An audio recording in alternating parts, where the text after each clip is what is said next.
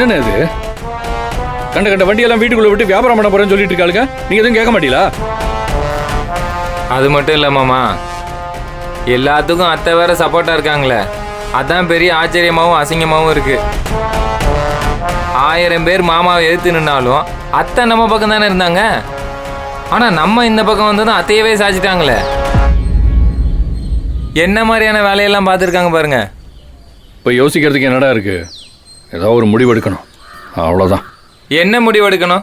என்ன முடிவு எடுக்கணும்? எப்போ பார்த்தாலும் மாமாவை முடிவு எடுக்க சொல்றீங்க. இந்த தடவை நீங்க முடிவெடுங்க. மாமாவே தான் எல்லாம் பண்ணணுமா? மாமாவே தான் எல்லாத்தையும் தான் வாயால சொல்லணுமா? மாமா செய்ய நினைக்கிறத நீங்க செய்யக்கூடாதா?